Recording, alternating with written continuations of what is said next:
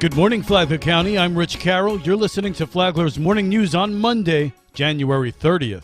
We just arrested a young child for making written threats. It was a former Buddy Taylor Middle School student who was arrested. Flagler County Sheriff Rick Staley says a student showed school administrators text messages wherein a former student threatened to kill a current student. Deputies say Thursday the former student admitted to sending the messages and was charged with sending written threats to kill. Making written threats, sending something on Snapchat or any of the other social media platforms, making a threat to shoot or kill someone will cause us to arrest your child every time. The child is now in the custody of the Department of Juvenile Justice. This local news is a service of Flagler County's Toyota dealer, Beaver Toyota, US 1 St. Augustine, here to wow you. This Human Trafficking Awareness Month, and a repeat pervert will get to think about that for the next 25 years. 32-year-old Peter Strickland of Palm Coast pleaded guilty to more than 24 felony counts, including charges of unlawful sexual contact with a minor, lewd or lascivious battery with a child under 16 and animals, and several counts of possession or promotion of pornography. Sheriff Rick Staley. He is a repeat prolific offender of child pornography, and now he's going to state prison. So he cannot prey on any more young children in our community. It's unfortunate it took more than one arrest to have this pervert put away for a very long time. Strickland, who must also register as a sex offender, was arrested as part of a human trafficking investigation last July. From the WNZF Newsroom, I'm Amy Cherry.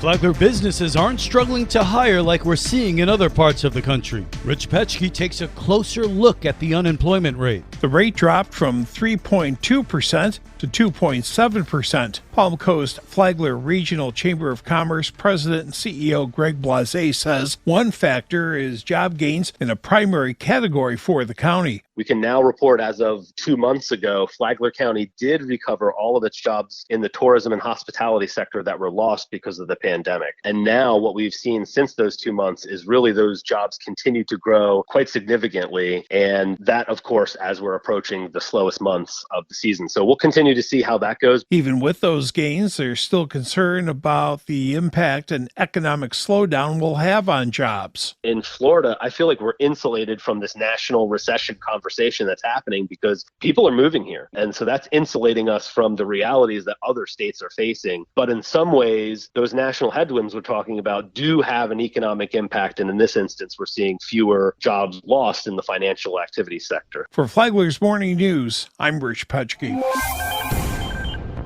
There's a new support group at the Palm Coast Community Center. The City of Palm Coast's Community Center will continue its new programming trend this year with the newest addition to its roster, a support group designed specifically for the visually impaired, starting Tuesday. Palm Coast Community Center Supervisor Carrie Todd. Loss of independence amongst people over 65 is their visual impairment. To me, that sounded like a significant thing to face because in a city like Palm Coast that doesn't have a lot of public transportation, if you're not able to get yourself around, that's really going to impact your everyday life. With this in mind, Todd says the new support group aims to not only be a place of encouragement and support, but also a respite from the isolation and difficulty that can often come with living with a visual impairment. The visually impaired support group is set to begin Tuesday at 11 a.m. For Flagler's Morning News, I'm Karen Johnson. What's your background with animals? Palm Coast Vice Mayor Ed Danko said on Speaking of Animals recently that while he's had rescue animals his whole life, they have rescued him. As I tell everyone out there, your best friend is waiting for you at a shelter. There's so many animals out there that need their forever home. Danko said that he adopted Marshall from a shelter. He added that if you're thinking about adopting a pet, go get one from a shelter.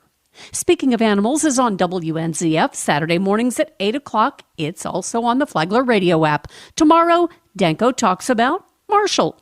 From the WNZF newsroom, I'm Deb Albertson.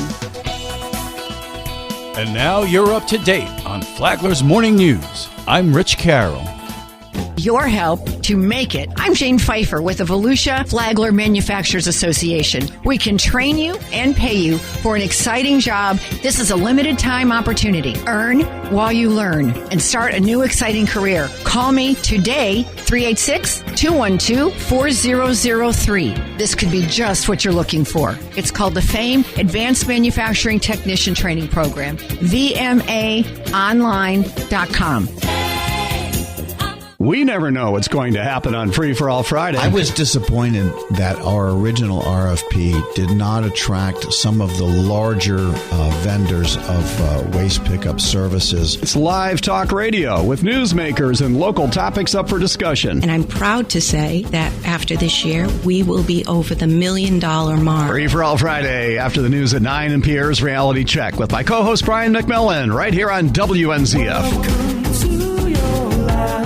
And now, Mike Licio with your WNZF local sports update. FPC's Lady Bulldog basketball team made it 5 in a row Friday, besting Atlantic 62-23. Shiley LeBlanc messed around and got a triple-double with 16 points, 11 boards, and 11 steals. Nariah Hill, Hannah Clark, and Alexandria Connerton each had double figures. Tomorrow they play Sandalwood in their district tournament. Matanzas girls basketball lost to number 5 Haggerty on Friday night. They host Lake Howell tonight at the Ship. After a quiet week in boys basketball, FPC hosts Father Lopez at 7. Matanzas is at Trinity Christian. District soccer tournaments, both girls squads lost 2-0. FPC to Seminole, Matanzas to Deltona. A 3-1 DeLand loss ended the Bulldog boys season. Coach Ramtin Amiri on his captain Grayson Ronk's leadership. He's one of 3 players to play in all 20 games. He's been a player on varsity 4 years, so he's been able to see certain people before him show that kind of leadership. So he knew coming in that he had to do the same, and especially when times are tough, it's just asking him to do the extra run or the extra tackle. He did it every single time.